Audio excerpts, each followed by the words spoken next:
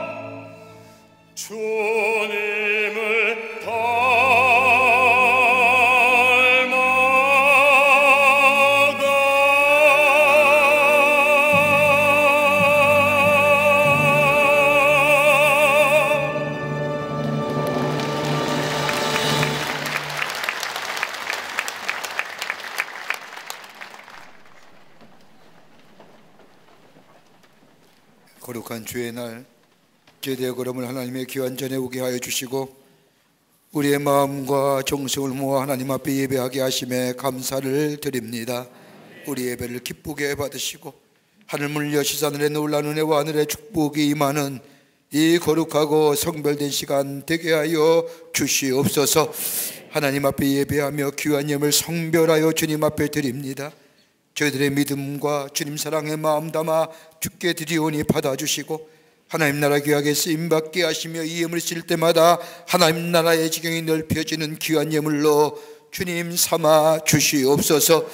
드린 손길마다 축복해 주시되 저들의 삶과 기업과 가정과 자녀들 위해 형용할 수 없는 하나님의 은혜와 축복이 임하게 하여 주셔서 하나님의 살아계심이 만방에 증거되어지는 당신의 백성들의 가정들이 다 되게 하여 주시옵소서. 아버지 하나님 기도합니다.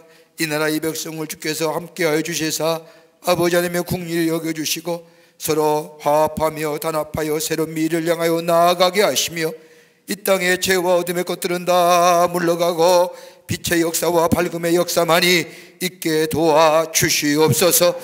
아버지 하나님 기도합니다. 이번 4월에 아버지 새로운 아버지 지도자를 선출하는 선거가 있사오니 아버지 하나님이여 백성을 섬기며 하나님을 두려워할 줄 아는 아버지 하나님의 좋은 지도자가 선출될 수 있도록 하나님의 이 백성의 마음을 주장하여 주시옵소서. 아버지 정치와 경제, 사회, 문화 모든 분야에 하나님의 친히 다스림의 역사가 있게 하여 주시옵소서. 지구촌의 곳곳에 일어나는 전쟁의 소식들 아버지 신임의 소리들 하나님이여 바꿔지게 하여 주시고 전쟁의 소리가 바뀌어 샬롬의 소리가 울려 퍼지게 하시며 아버지 하나님이여 신임의 소리가 바뀌어 아버지 힘찬 함성의 소리가 울려 퍼질 수 있도록 주님 지구촌 위에 역사하여 주시옵소서. 아버지 하나님 기도합니다. 북녘엔 우리의 사랑하는 동포들도 속히 구원하여 주시며 저 땅에 아버지 하나님이여 자유와 평화가 임하게 하시며 잘못된 이들을 가지고 아버지 하나님의 억압하고 착지하는 저 사악한 무리들 물러가는 역사가 있게 하여 주시옵소서. 추운 날씨에도 나라 위에 수고하는 우리의 장병들이 있습니다. 기억하시고 저들의 수고가 떼지 않도록 이 땅의 자유와 평화가 지켜지게 하여 주시옵소서. 우리의 삶의 아픈 가시 아버지 나를 겸손케 하시며 하나님 앞에 기도하게 하시며 나와 하여금 다른 사람을 국률이 여기게 하신 하나님의 은혜의 힘을 깨닫고 하나님 앞에 영광을 돌리며 우리의 삶에 그로 인하여 풍성한 하늘의 축복을 누리며 사는 저희들로 삼아주시옵기를 원하오면서 예수님의 이름으로 기도하옵나이다. 아멘.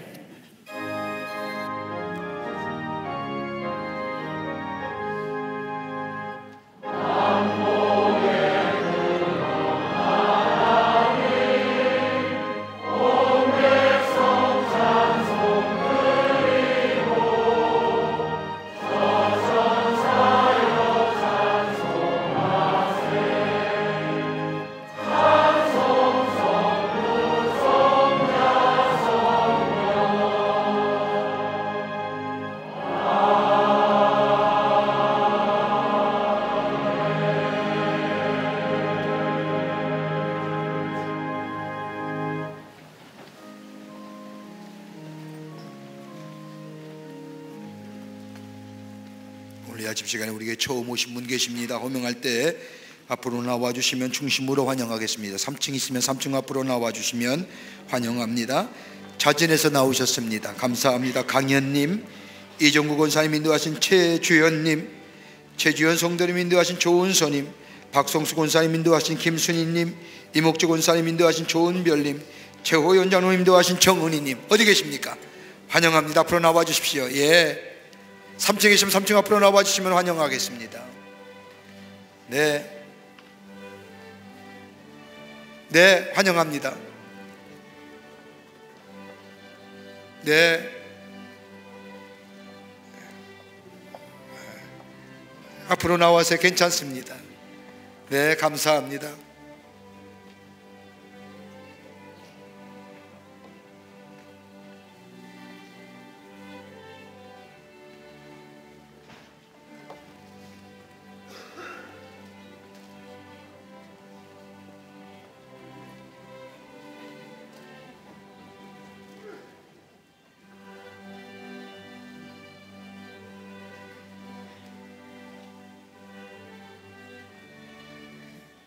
기도하시겠습니다. 거룩한 주의 날, 당신의 귀한 백성 주의 전에 오게 하심에 감사합니다. 주의 이름을 하늘나라에 생명치 기록해 주시고 구원과 영생 가운데 이 땅에 살면서 주의 주신 축복을 마음껏 누리며 증거하는 복된 하나님 나라의 백성이 삼되게 하여 주시옵소서. 주님의 영원토록 동행하시고 함께하여 주실 줄 믿으며 예수님의 이름으로 기도하옵나이다. 아멘. 뒤돌아서실까요? 교우들 향해 서실까요? 교우들 향해 서십시오. 여러분 북계 박수로 환영하시죠. 예, 감사합니다. 예, 우리 장로님 따라가 주시면 예, 따라가세요. 예, 장로님 따라가시면 교회 소개하겠습니다.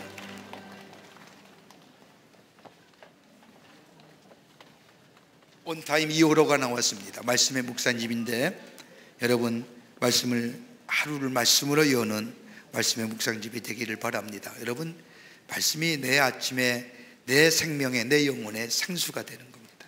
하나씩 구입하셔서 말씀으로 하루를 여는 온타임 되기를 바랍니다. 70주년 우리 불꽃 같은 이야기 기념서입니다. 여러분 가정에 하나씩 정도는 있어도 아무 손색이 없이 아주 훌륭한 책입니다.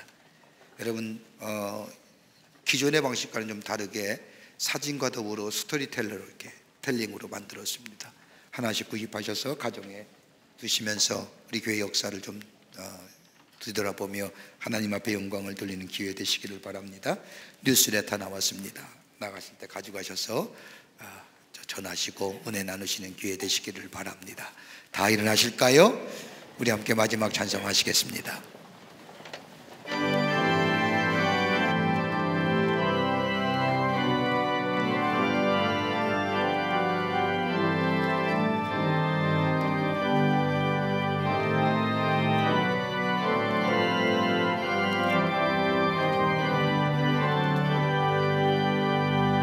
너희 마음에 슬픔이 가득할 때 주가 위로해 주시리라. 아침에 같이 빛나는 마음으로 너 십자가 지고 가라. 참 기쁜 마음으로 십자가 지고 가라. 내가 기쁘게 십자가 지고 가며 슬픈 마음이 위로받네. 때를 따라서 주시는 은혜로서 가란 심령의 힘을 얻고 주가 언약한 말씀을 기억하고 너 십자가 지고 가라. 참 기쁜 마음으로 십자가 지고 가라. 내가 기쁘게 십자가 지고 가며 슬픈 마음이 위로받네.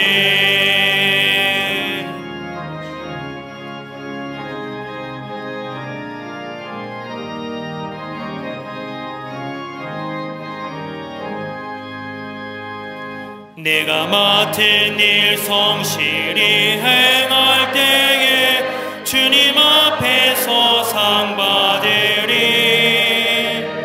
주가 베푸신 은혜를 감사하며 너 십자가 지고 가라. 참 기쁜 마음으로 십자가 지고 가라. 내가 기쁘게 십자가 지고 가며 슬픈 마음이 위로받네. 지금은 우주 예수 그리스도의 크신 은혜와 하나님 아버지의 한량없으신 사랑하심과 성령님의 내재하심과 인도하심과 교통하심이 거룩한 주의 날 죄전을 나와 하나님 앞에 예배하며 주신 말씀 가슴에 새기고 나의 아픈 육체의 가시 나로 하여금 겸손케 하시기 위해서, 하나님 앞에 더 가까이 가기 위해서, 그리고 하나님의 성품을 닮기 위한 내게 주신 은혜라 생각하며 그 은혜 안에서 감사하며 하나님 앞에 영광을 돌리기로 새롭게 결단하고 저 세상을 향하여 나아가는 우리 모든 광림의 권속들과 영상을 통하여 이 예배에 참여한 모든 사랑하는 당신의 거룩한 백성들 위해 주께서 지금으로부터 영원토록 함께 하시기를 간절히 축원하옵나이다. 아멘.